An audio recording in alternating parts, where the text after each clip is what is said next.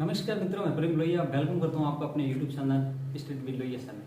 मित्रों, जैसे कि आपको ज्ञात है कि हम पढ़ रहे हैं हिंदी व्याकरण, और हिंदी व्याकरण के अंतर्गत हमने फर्स्ट ऑफ ऑल देखा था हिंदी भाषा की पृष्ठभूमि के बारे में जाना, और हिंदी का क्या कालक्रम रहा है उनके बारे में हमने डिस्कस किया था, उसकी उत्पत्ति वगैरह उसके बारे में हमने बात की।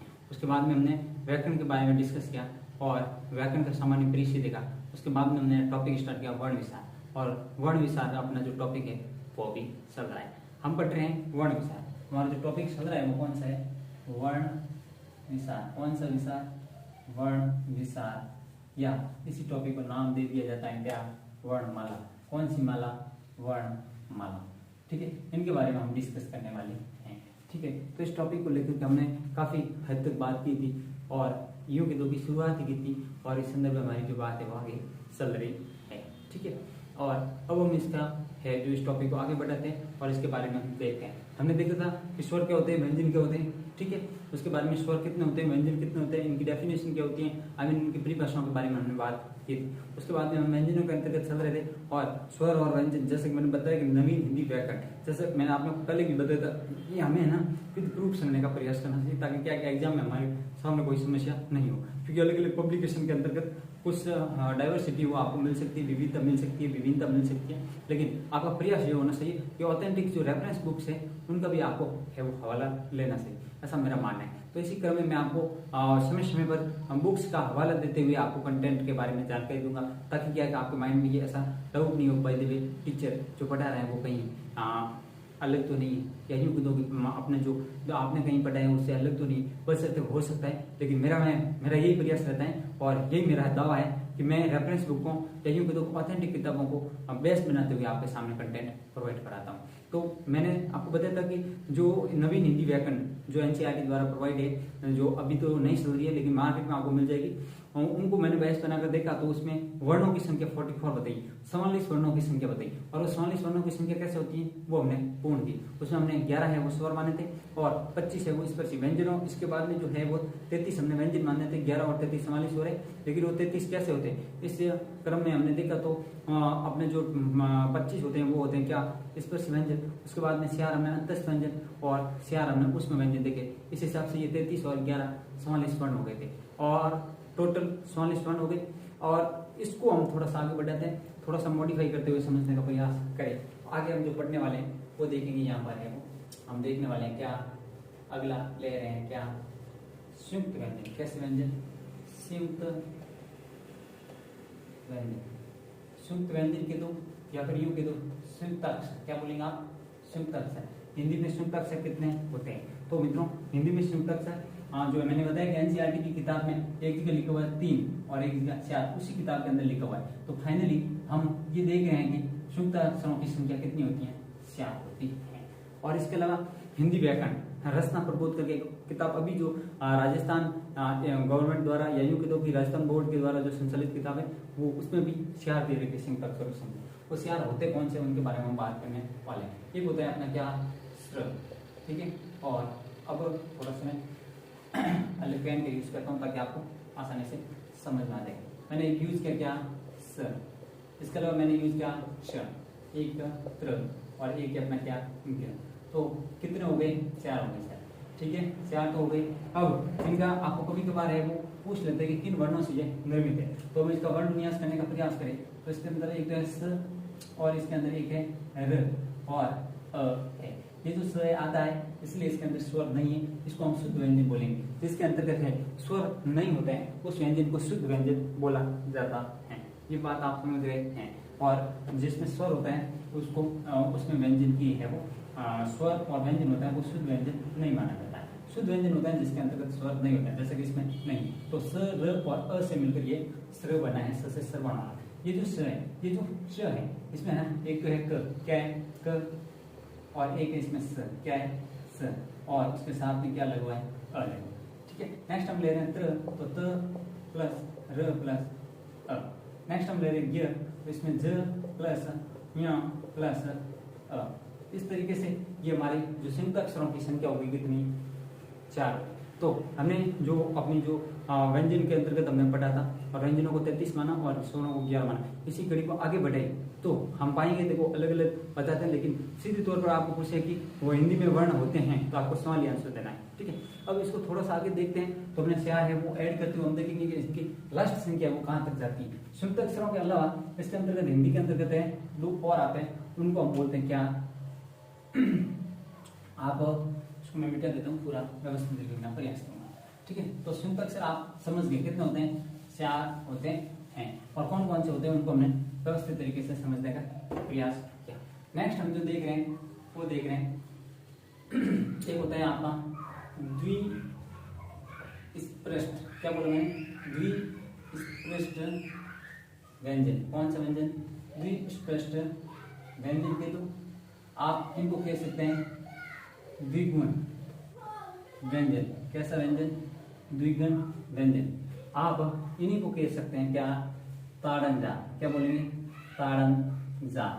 और आप इन्हीं को कह सकते हैं क्या, आप इन्हीं को कह सकते हैं उत्क्षिप्त। कौन से, उत्क्षिप्त व्यंजन, क्या बोलेंगे, उत्क्षिप्त व्यंजन। और आप इन्हीं को बोल सकते हैं फेंके हुए व्यंजन, क्या बोलेंगे, फेंके हुए व्यंजन। तो बताइए मैंने ये होते कितने बेसिकली, तो ये संख्या में होते हैं अपने 2। कितने होते हैं संख्या में, 2 होते हैं, लेकिन इनके अलग अलग नाम, द्विस्पृष्ट व्यंजन, द्विगुण व्यंजन, ताड़नजात, उत्क्षिप्त या व्यंजन या फेंके हुए व्यंजन। इस प्रकार से होते कितने, ये 2 होते हैं। अब ये मैंने अलग अलग नाम इसलिए लगाया है, मेरा ये टारगेट नहीं था कि इस बोर्ड को पढ़ना, मेरा टारगेट था कि आपको परीक्षा के अंतर्गत ट्यूशन इनमें से कोई भी नाम को देखकर पूछ सकते हैं कि हिंदी में द्विगुण व्यंजन होते हैं, लेकिन आपने द्विगुण पढ़े ही नहीं, आपने ताड़नजात या फिर उत्क्षिप्त पढ़े हैं, तो फिर समस्या हो जाएगी। आपके लिए नया शब्द होने की वजह से आपको क्वेश्चन आ रहा है, उसका आंसर आपको पता है, फिर भी आप गलत कर जाओगे। क्यों, क्योंकि आपने ये नाम कभी नहीं सुने। इसलिए इसके जितने भी नाम पॉसिबल है मैं पूरे के पूरे मैंने लिखे, 2 होते हैं। और 2 होते कौन कौन से, तो ये 2 होते हैं आपके, एक होता है आपका क्या, एक होता है अड और एक होता है ना अड्डा। आपसे बोलेंगे तो जीभ से इस तरह से लगता है कि बार हम फेंक रहे या अड, तो इस तरह से ऐसा प्रेशराइज होने की वजह से इनको फेंके हुए व्यंजन भी बोलते हैं। ये संख्या में कितने होते हैं, 2। संख्या में कितने होते हैं, 2। अब यहाँ से जो स्पष्ट निकल कर आए उसको मैं नोट के माध्यम से आपको समझाने का प्रयास करूंगा तो ज्यादा समझ आएंगे। आप यूं बोलेंगे कि इनका प्रयोग, आई मीन ड और ड का प्रयोग क्या बोलेंगे, का प्रयोग कभी भी शब्द, क्या बोला मैंने, कभी भी शब्द के प्रारंभ में है वो नहीं, प्रारंभ में नहीं हो सकता है, प्रारंभ में नहीं हो सकता है। इनका प्रयोग, किनका, इन दोनों का मैं बात कर रहा हूं, इन दोनों के बारे में बात कर रहा हूं। इनका प्रयोग या तो है वो आपके शब्द, या तो शब्द के बीच में, या तो शब्द के बीच में, या फिर अंत में, या फिर शब्द के अंत में है वो किया जाता है। इस चीज का आपको ध्यान में रखना है। मैंने क्या बोला, जो द्विस्पृष्ट व्यंजन है इनका प्रयोग, ये जो द्विस्पृष्ट आपका व्यंजन दे रखा है 2, इनका प्रयोग कभी भी शब्द के कहाँ नहीं हो सकता है, प्रारंभ में इनका प्रयोग नहीं हो सकता है। इनका प्रयोग या तो हो सकता है शब्द के कहाँ, बीच में, कहाँ हो सकता है, बीच में, या फिर कहाँ होगा, अंत में इनका प्रयोग होता है। एग्जाम्पल के माध्यम से अगर मैं समझाने का प्रयास करूँ तो आप यूँ कह सकते हैं जैसे, क्या बोलेंगे, जैसे। अगर हम देखने की बात करें तो देखते हैं, हमने वर्ड लिखा क्या, सड़क, क्या लिखा मैंने, सड़क, क्या लिखा, सड़क। मैंने लिखा लड़का, क्या बोला मैंने, लड़का। मैंने बोला क्या, मेंढक, क्या बोला, मेंढक, ठीक है। मैंने बोला आपके सामने क्या, इसके अलावा मैंने आपके सामने लिखा लकड़ी, क्या बोला मैंने, लकड़ी, ठीक है।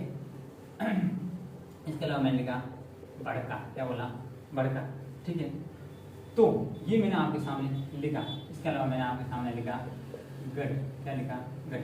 अब देखो मुझे बताओ आप, मैंने कहाँ लिखा है, ये कहाँ आ गया, आपने बोला सर शब्द के बीच में आया, बिल्कुल आया। ये शब्द के बीच में, यहाँ पर ढ कहाँ आया है, बीच में आया, ठीक है। और यहाँ पर ये कहाँ आया है, बीच में, सॉरी लास्ट में आया, और ये बीच में, और यहाँ पर बीच में। अब आपको कभी कभार क्या करता है कि एग्जामिनर है वो इस तरीके से लिख कर दे देता है और आप कहते हैं सर ये तो है सही है, ढोलक लिख दिया, आपके सामने लिख दिया ढक्कन, क्या लिख दिया ढक्कन, क्या लिख दिया ढक्कन लिख दिया, ठीक है, ढोलक लिख दिया, ढक्कन लिख दिया, ठीक है, और लिख दिया क्या ढोल लिख दिया, ढाल लिख दिया, ठीक है, ठीक है। तो इस तरीके से ये आपके सामने शब्द लिख दिया, ठीक है। तो ये जो शब्द आपके सामने लिखे हैं इसको लेकर के आप देखेंगे कि यहाँ पर शब्द के नीचे क्या दे रखी है, ये वाली बिंदी दे रखी है, जो कि यहाँ पर इसके पीछे वो नीचे बिंदी नहीं आएगी, तमाम शब्दों के नीचे वो बिंदी नहीं आएगी। तो इसका सही रूप होगा वो होगा आपका ढोलक, जस्ट ढोलक। ये ढ है ना 25 जो स्पष्ट व्यंजन होते हैं उसके अंदर जो ढ और ड बीच में आते हैं ना, कौन सी लाइन में आता है ट वाले ट ठ ड ढ ना, तो वो ड और ढ है वो यहाँ पर यूज। यहाँ पर आप जो ढक्कन लिख रहे हैं यहाँ पर इसके नीचे बिंदी नहीं आएगी। मैं आशा करता हूँ इतनी बात समझ आए। यहाँ पर ढोल के नीचे भी बिंदी आने वाली नहीं है और ढाल के नीचे भी बिंदी नहीं आएगी। इतनी बात आप समझ रहे होंगे। तो इसका मतलब आप एक बात तो समझ गए कि हड़े हड़े और ढ यानी कि उत्कृष्ट उत्सित के दो या फिर द्विस्पष्ट के दो या फिर आप यूं के दो ताड़नजात के दो द्विगुण के दो या फेंके हुए व्यंजन, इनका यूज कभी भी शब्द के फर्स्ट में नहीं हो सकता। अगर फर्स्ट आपको दिख रहा है तो उस वाक्य या शब्द है वो खुद ही गलत होगा पहली बात, और आगे होगा तो वो ड और ढ नहीं बल्कि ड और ढ का प्रयोग होगा जो ट वर्ण के वर्ण है। बात समझ में आ रही है, ट वर्ग के जो वर्ण वो होते हैं। तो मैंने आपके सामने कौन सा अभी कॉन्सेप्ट क्लियर करने गया, द्विस्पष्ट द्विगुण, द्विस्पष्ट के दो द्विगुण के दो ताड़नजात उच्चित या फिर फेंके हुए व्यंजन, इनको बोलते हैं। ये संख्या में दो होते हैं, ये होता है एक तो होता है अड और एक होता है अडर, अड और अड होता है, ठीक है। ये होता है इनका प्रयोग इस तरीके से होता है। इनको मैंने सिस्टमेटिक तरीके से आपके सामने समझाने का मैंने प्रयास किया और मैं आशा करता हूँ कि आप इतनी बातें वो व्यवस्थित तरीके से समझ चुके होंगे। अभी इसी क्रम में हम आगे की ओर मूव करते हैं। तो हमने अगर मैं बेसिक बात यहाँ पर आपको बताने का प्रयास करूँ तो मैंने बताया 11 क्या होते हैं स्वर, 40 टोटल। अगर मैं व्यंजन की बात करूँ तो 33 बेसिकली होते हैं। उसके अलावा मैं बात करूँ तो मैंने 4 शुभ तक से बताए और 2 बताते उच्चित, कितने हो गए 44 और 4 48 और 2 50 तक अपनी यात्रा पहुंच चुकी है। और आपने कहीं कहीं 52 देखा है, तो 52 होने की क्या वजह है, उसमें 2 है वो अयोगवान लगा के क्या जोड़ते हैं अयोगवा। अब देखते हैं कि अयोगवा क्या होते हैं, ठीक है। अयोगवा कौन कौन से होते हैं इनके बारे में हम आगे बात करेंगे। तो मित्रों अयोगवा है वो आगे अगर मैं बताना चाहूँ तो हम बात करें अयोगवा के बारे में। इसके बारे में अयोगवा, अयोगवा, ठीक है। अयोगवा होते हैं बेसिकली इनका यूज ऑलवेज व्यंजन के साथ में यूज होता है। इसका प्रयोग है वो स्वर के साथ होता है और स्वर भी कौन सा अ के साथ में इसका योग होता है। इसलिए आप अगर शब्द पर जाएंगे तो क्या के योग वाले होते हैं, उसको हम अयोगवा बोलते हैं। ये होता है एक तो होता है और एक होता है अ। बात समझ में आ रही है। अगर हम इनके सिंबल की बात करें तो बेसिकली एक तो होता है ये वाला अनुस्वार और एक होता है विसर्ग। जो अनुस्वार ये जो विसर्ग है इनको हम बोलते हैं क्या अयोगवा बोलते हैं। ये इनका सिंबल है। आप समझ पा रहे हैं अयोगवा को हम शामिल कर ले तो हो जाते हैं 52 हो जाते हैं। कितने हो जाते हैं इनको जोड़ने पर अपने 52। ये वर्णों की कभी कभार कुल संख्या पूछ रहे हैं, वो आपके है ना बेसिकली है वो ऑप्शन पर भी डिपेंड करेगा कि ऑप्शन में क्या दे रखा है। तो आपको ऑप्शन के अकॉर्डिंग जाना है। एग्जामिनर ऐसा कभी भी काम नहीं करेगा जिसकी वजह से है वो आपको यूं के दो भर्ती पर कोई संकट आए। हालांकि ऐसा बहुत बार होता है, लेकिन उनका भी प्रयास रहता है कि क्वेश्चन दे वो एकदम सीधा साधा और व्यवस्थित है। कभी कभार क्या होता है कि ये जो दो तो मैंने बताया है कि भाई यूं होता है। कभी कभार ये आपको वर्णों की संख्या वो 44 मिल सकती है। उस केस में क्या होता है कि अयोगवा है वहां पर 2 नहीं मानने की कंडीशन में वहां पर अयोगवा होशियार माना जाता है, जिसमें एक आता है हलंत वाला है ना ये वाला, और एक वाला अरिसंद्र बिंदु है। इन दोनों को जब ऐड करते हैं तब संख्या वो 44 हो जाती है। लेकिन बहुत ही रेयर केस में ऐसा होता है। मैंने जानकारी के लिए आपको बता दिया कि 44 होने की क्या कंडीशन रहती है। मैं आशा करता हूँ जितनी बात आप व्यवस्थित तरीके से समझ चुके होंगे। तो इस हिसाब से हमने देखा तो आप एक नोट, ये तो जैसे 44 कभी कभार शेयर होता है, लेकिन यहाँ पर भी अगर बेसिक रूप से अगर आप नोट लगाना साइड तो आप नोट लगा करके लिख सकते हैं कि मुख्य रूप से आप क्या लिखेंगे, मुख्य या यूं कह दो मूल रूप से, क्या बोलेंगे मूल रूप से, क्या बोलेंगे आप मूल रूप से अयोगवा, क्या बोलेंगे अयोगवा है वो कितने होते हैं अयोगवा की संख्या कितनी होती है 2 होती है। अयोगवा की संख्या है वो कितनी होती है, 2 होती हैं। कितनी होती हैं, 2 होती हैं। मूल रूप से अयुग्म की संख्या कितनी होती है, 2 होती हैं और 2 होती हैं। जब हम हलन और इस अर्धचंद्र बिंदु को भी शामिल कर लेते हैं तब इनकी संख्या को कितनी हो जाती है, 4 हो जाती है। तो मैंने 52 को बेसिकली मोस्ट ऑफ एग्जाम पूछा जाता है, सवाल इसका भी पूछा है कई बार 44 का। तो इन चीजों को लेकर के आपको थोड़ा सा ध्यान रखना है। यहाँ मैं आशा करता हूँ कोई आपको कंफ्यूजन नहीं होगा, अगर है तो फिर भी आप मुझे बता सकते हैं। मैं बता रहा हूँ कि ये जो मैं हिंदी बता रहा हूँ, आप भले ऐसे की तैयारी करें, आप आरएस की तैयारी करें, आप पटवार की तैयारी करें, इट डजंट मैटर, आप किसी भी वैकेंसी की तैयारी करें। एक भी क्वेश्चन यहाँ से मैं जो आपको पढ़ा रहा हूँ, मेरा पूरा प्रयास रहता है एक भी क्वेश्चन है वो पीछे नहीं रहे। रीट वगैरह आप एटसेट्रा किसी भी भर्ती वैकेंसी की आप तैयारी करें, पूरा का पूरा मेरा प्रयास रहता है कवर। आप देख लेना वीडियो को उठा करके और उसके बाद में आप कहीं किताबों को आप देख लेना, उसका पूरा का पूरा कंपैरिजन कर लेना कि कुछ भी आपको ऐसा लगे कि एक भी एलिमेंट है वो मैंने छोड़ दिया, क्योंकि अपना प्रयास रहता है कि एक ही प्लेटफॉर्म पर पूरी चीजें वो व्यवस्थित तरीके से आपको मिल जाए। तो इस तरीके से हमने बात की है कि ये 44 तक का 54 तक है वो कंडीशन कैसे पहुंचती है, वर्णों की संख्या। उस समय व्यंजन या स्वर नहीं दिया होता है, उसमें पूछते हैं कि हिंदी में कुल वर्णों की संख्या होती है। बात समझ में आ रही नहीं आ रही?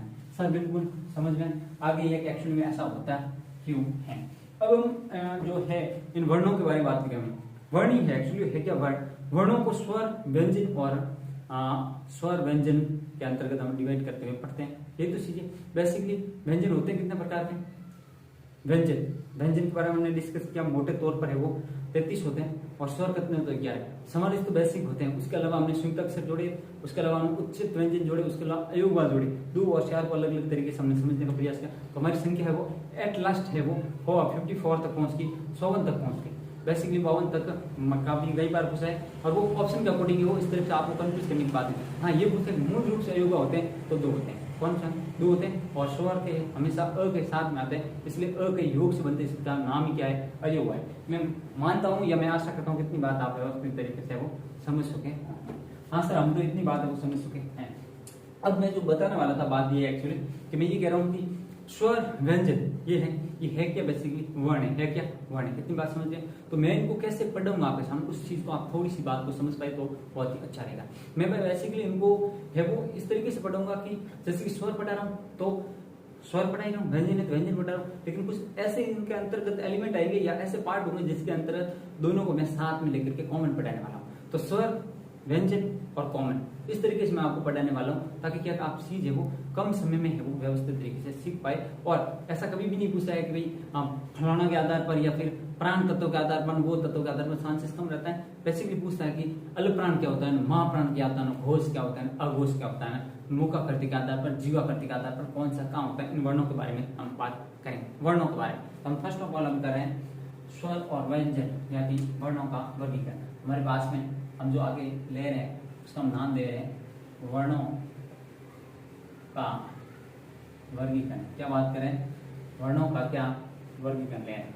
वर्गीकरण किन का वर्गीकरण? वर्णों के वर्गीकरण के बारे में हम बात कर रहे हैं।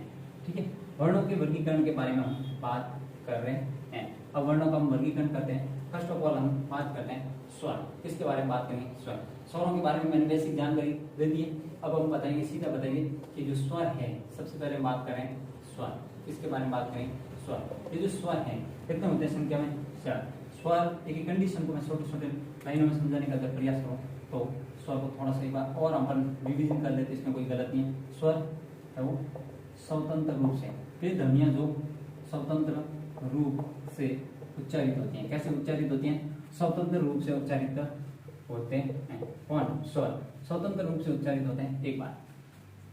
दूसरी अगर हम इसके बारे में बात करूं, स्वतंत्र रूप से उच्चारित तो होते ही है। दूसरा है कि इनकी संख्या, इनकी संख्या है वो कितनी होती है? इनकी संख्या है वो कितनी होती है? 11 होती है। 1 से 11 होती है। 1 से। और जब मैं इनके भेद की बात करूं, इनके भेद स्वरों के जो भेद होते हैं, भेद और संख्या में फर्क है। भेद है वो कितने होते हैं? देखो, हिंदी में 2 होते हैं और नवीन हिंदी व्याकरण के अंतर्गत भी 2 ही माने हैं। और इसके अलावा मैं हिंदी व्याकरण और रचना प्रबोध में आपको किताबों का हवाला दे रहा हूँ, उसमें भी 2 रेखा है। लेकिन जानकारी के लिए बता देता हूँ कि संस्कृत में 3 होता है, जिसमें एक आपका जो प्लूत है ना, कौन सा? प्लुत स्वर जो संस्कृत में हिंदी में नहीं उसको भी जब इंक्लूड किया जाता है तब इनकी संख्या 3 हो जाती है। लेकिन ध्यान रखना हिंदी में इनकी संख्या 2 होती है और 2 कौन कौन से होते हैं उनको मैं आपको यहीं पर बता देता हूँ। एक तो होता है अपना क्या हरीश्वर स्वर, कौन सा स्वर हरीश्वर स्वर, और एक होता है सेकंड अगर हम बात करें होता है दीर्घ स्वर, कौन सा दीर्घ स्वर, कौन सा स्वर दीर्घ स्वर। अब हम यहाँ से अपनी यात्रा को आगे बढ़ाएं। फर्स्ट ऑफ ऑल हम ले रहे हैं कौन सा हरीश्वर स्वर, फर्स्ट ऑफ ऑल हम कौन सा ले रहे हैं हरीश्वर स्वर के बारे में बात कर रहे हैं। तो ये जो हरीश्वर स्वर है कौन सा स्वर हरीश्वर स्वर, हरीश्वर स्वर की बात करें हरीश्वर स्वर है और इनके तमाम नाम के बारे में भी हम डिस्कस करेंगे। हरीश्वर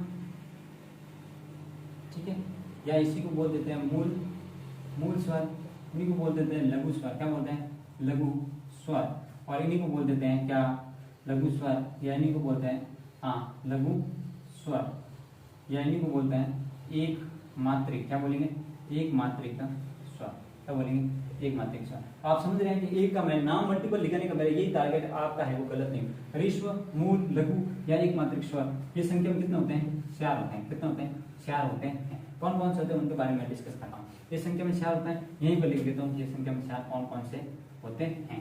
तो ये संख्या में तो 4 होते ही है, होते कौन कौन से उनके बारे में हम बात करें। एक होता है आपका छोटी छोटू और वी, इस तरह से ये संख्या में कितने हो गए 4 हो गए।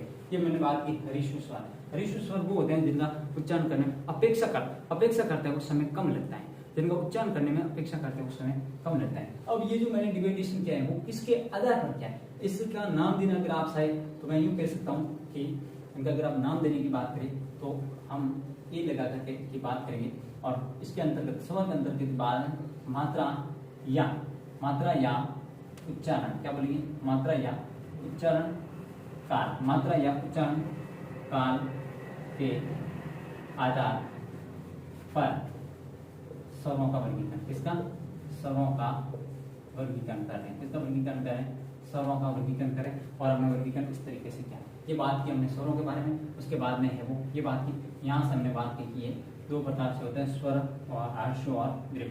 हरीश्वर और मूल लघु या एक मात्रिक कितने होते हैं 4 होते हैं, और कौन कौन से होते हैं इनका उच्चारण। हरीश्वर का मतलब होता है कम, यानी कि जिनका उच्चारण करने में एक मात्रा का समय लगे, यानी कि कम समय लगे, उसको हम बोलते हैं क्या हरीश्वर स्वर या मूल स्वर या लघु स्वर या फिर एक मात्रिक स्वर हम बोलेंगे। सेकंड हम जो बात करें वो बात करेंगे इसके बारे में, सेकंड हम बात करने वाले हैं दीर्घ स्वर के बारे में। इसके बारे में बात करेंगे दीर्घ स्वर, कौन सा स्वर दीर्घ स्वर, कैसा स्वर दीर्घ, आप इनको कह सकते हैं गुरु, दीर्घ को क्या बोल सकते हैं गुरु, ठीक है, और इन्हीं को आप बोल सकते हैं संधि स्वर, क्या बोल सकते हैं संधि, ठीक है, या इनको बोलते हैं द्विमात्रिक स्वर, कैसे मात्रिक द्विमात्रिक स्वर, कैसा स्वर द्विमात्रिक स्वर।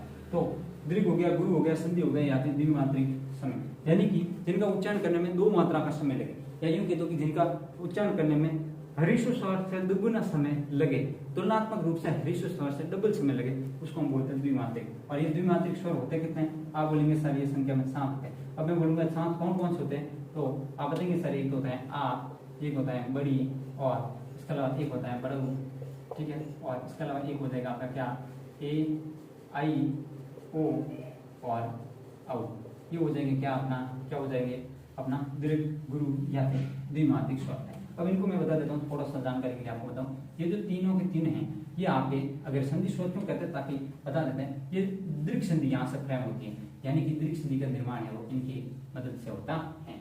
फिर हम बात करें यहाँ से ये जो दोनों है कौन से ये दोनों है वो आपके गुण संधि का फ्रेम करते हैं, यानी गुण संधि का निर्माण करते हैं, इसलिए इनको गुण संधि स्वर कहते हैं। और अंतिम ये 2 है कौन से ये वाले 2, ये है अपना वृद्धि संधि का निर्माण करते हैं, इसका वृद्धि संधि का निर्माण। इसलिए हमने बोला कि इनको हम क्या नाम दिया संधि स्वर भी इनको हमने बोला। तो ये अ आ ई दीर्घ संधि यहाँ से फ्रेम होती, ए और ओ यहाँ पर गुण आई और औ से वृद्धि संधि का निर्माण होता है। मैं आशा करता हूँ कि इतनी बात आप व्यवस्थित तरीके से समझ रहे हैं। इन्हीं स्वरों को आगे हम थोड़ा सा पढ़ने का प्रयास करें तो थोड़ा सा इनको और समझेंगे। कैसे समझेंगे एक एक चीज को देखते हैं। हम बात कर रहे हैं दीर्घ स्वरों के बारे में, और दीर्घ स्वरों को आगे जाकर के 2 कैटेगरी में हम बांटने का प्रयास करते हैं। कैटेगरी ए और कैटेगरी बी, कैटेगरी ए और कैटेगरी ए। कैटेगरी ए है, इनको बोलेंगे हम सजातीय स्वर। कैसे स्वर? सजातीय स्वर। कैसे स्वर? सजातीय स्वर।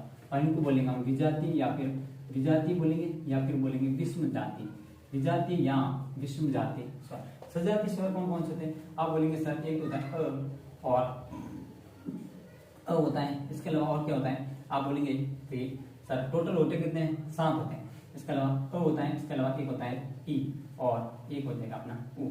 ये होते हैं अपने सजातीय स्वर। विजातीय स्वर में आप देखेंगे इसके अंतर्गत तो वो कौन सा जाएगा? आपको हो जाएगा एक तो हो जाएगा ए, ठीक है, और ये सॉरी इस दीर्घ को बढ़ा रहा हूं तो इसमें आ हो जाएगा बड़ी और बड़ा। यहाँ आएगा ए, आई, ओ और औ। ये है वो चार क्या हो जाएंगे? विजातीय स्वर। अब ये विजातीय क्यों आए और ये सजातीय स्वर क्यों हैं? सजातीय का मतलब होता है कि ई छोटा अ से अ और अ ये एक ही सेम ही कैटेगरी का, और यहाँ पर ई छोटी इसका जो यहीं से इस ई की रचना हुई है और यहाँ इसका छोटा रूप होने के कारण इनको बोलते हैं सजातीय स्वर। और ये विजातीय इसलिए क्योंकि इनकी जो रचना होती है, इनकी रचना होती है अ प्लस ई, और ये जो ई ए बन रहा है ये अ प्लस ए से इनकी रचना, ऊ बन रहा है ये बन रहा है अ प्लस ऊ से, और ये वाला ओ बन रहा है ये बन रहा है अ प्लस ओ से। इस तरीके से अगर आपको इनके स्ट्रक्चर के बारे में भी अगर पूछे तो ये चीज आपको पता होनी चाहिए। ठीक, सजातीय कैसे होते हैं और विजातीय कैसे होते हैं। तो मित्रों हमने व्यवस्थित तरीके से स्वरों के बारे में तो हम डिस्कस कर ही रहे हैं वैसे, और इनका एक पार्ट है वो हमने अच्छी तरीके से समझने का प्रयास किया, और वो हमारा पार्ट है क्या कि मात्रा या उच्चारण काल के आधार पर हमने स्वरों का वर्गीकरण किया और इनको देखा कि ये होता है एक ह्रस्व और दीर्घ होता है हिंदी के अंतर्गत, और संस्कृत के अंतर्गत एक आता है प्लुत स्वर, जो कि हिंदी में उसका कोई एग्जिस्टेंस नहीं है। तो हमें अगर पूछे कि स्वर होते हैं हिंदी में, हालांकि हिंदी का एग्जाम होगा तो बेसिकली हिंदी का ही पूछेगा, तो कितने होते हैं हिंदी में स्वरों की संख्या होती है कितने, यानी कि स्वरों के भेद की बात करें, स्वर तो वैसे 11 होते हैं लेकिन स्वरों के भेद कितने होते हैं? तो 2 होते हैं। एक होता है कि किसके आधार पर, वो भी उस चीज का भी ध्यान रखना है, मात्रा या उच्चारण काल के आधार पर स्वरों के 2 भेद होते हैं, ह्रस्व और दीर्घ। प्लुत स्वर हिंदी में नहीं। तो आप बात समझे 2, और 2 के बारे में हमने देखा ह्रस्व स्वर होता है अ, ई, उ और रि, और दीर्घ स्वर में आता है आ, बड़ी, बड़ो, ए, आई, ओ, औ। 7 ये होते हैं और 4 ये होते हैं। तो कितने हो गए टोटल हमने देखा? तो 11 हो गए। इतनी बात आप समझ पा रहे हैं। तो हमने देखा कि अब थोड़ा सा यहाँ से फैक्चुअल क्वेश्चन अगर पढ़ने की बात करें तो कुल स्वर कितने होते हैं भाई? आप बोलेंगे सर 11 होते हैं। कितने होते हैं? कुल स्वरों की संख्या कितनी होती है? आप बोलेंगे 11 होती है। ठीक है, आगे मैं बोलूंगा कि सजातीय कितने होते हैं? सजातीय आप बोलेंगे सर सजातीय होते हैं 3। कितने होते हैं? 3 अभी बताया मैंने। विजातीय कितने होते हैं? विजातीय आप बोलेंगे सर विजातीय है ना, वो होते हैं 4। कितने होते हैं? 4 होते हैं। विजातीय कितने होते हैं? आप बोलेंगे 4 होते हैं। मैंने देखा कुल स्वर कितने होते हैं? 11। सजातीय होते हैं, विजातीय होते हैं, और इसके अलावा जो मैंने बताया था ह्रस्व स्वर, कौन सा स्वर? ह्रस्व स्वर, ह्रस्व स्वर। ह्रस्व स्वर कितने होते हैं? आप बोलेंगे 4 होते हैं। तो देखो ये तो कुल स्वर है ही, ये तो कुल स्वर है ही, लेकिन ये है दोनों, ये किसके हैं? दीर्घ स्वर के भेद है। किसके? दीर्घ के भेद, और ये ह्रस्व। तो एक ह्रस्व और दीर्घ मिलकर के टोटल कितने बना रहे हैं? 11। कितने बना रहे हैं? 11 बना रहे हैं। तो आप समझ पा रहे हैं कि यहाँ से कैसे क्वेश्चन बन सकते हैं। कितने स्वर होते हैं? तो 11। सजातीय कितने? 3। विजातीय कितने? 4। और ह्रस्व स्वर कितने होते हैं? 4 होते हैं। बात समझ में आ रही नहीं आ रही? सर बिल्कुल समझ आ रहा है। ह्रस्व बोलो, मूल बोलो, आप इनको बोल सकते हैं। ह्रस्व स्वर, मूल स्वर, एकमात्रिक स्वर बोल सकते हैं। ठीक है, ये तमाम है इनके नाम है। तो मतलब आज हमने व्यवस्थित तरीके से स्वरों की जो पहले कॉन्सेप्ट देखा कि संयुक्ताक्षर क्या होता है, ताड़न जात वगैरह उनके बारे में हमने डिस्कस किया। उसके पहले वाले सेशन में हमने व्यंजनों को है वो 33 तक का कॉन्सेप्ट है वो व्यंजन देखा, और टोटल 44 तक का वर्णों के बारे में डिस्कस किया। उसके बाद में आज हमने ताड़न जात है, द्विस्पष्ट व्यंजन या ताड़न जात के 2 या फिर यूं के 2 उच्छिक व्यंजन के 2, इनके बारे में हमने डिस्कस किया। और उसके बाद में अयोगवा को भी हमने जाने का प्रयास किया, और फिर हमने है वो वर्णों का वर्गीकरण देखा। उसके बाद में हमने स्वरों के भेद भी देखे, और स्वरों का भेद मात्रा या उच्चारण के आधार पर हमने देखा कि 2 प्रकार के होते हैं, ह्रस्व और दीर्घ, और उनको हमने सिस्टमैटिक तरीके से समझने का प्रयास किया। मित्रों है आपको ध्यान रखना है कि आप व्यवस्थित तरीके से नोटबुक में ये व्यवस्थित तरीके से लिखेंगे और समझने का प्रयास करेंगे, तो आपके लिए बहुत ही हेल्पफुल साबित होने वाला है। मैं आशा करता हूँ कि आज का सेशन आपको बहुत ही अच्छा लगेगा, और अगर आपको अच्छा लगे तो आपसे रिक्वेस्ट है कि इस सेशन को लाइक, शेयर और सब्सक्राइब जरूर करें। आज के लिए इतना ही। थैंक यू, धन्यवाद।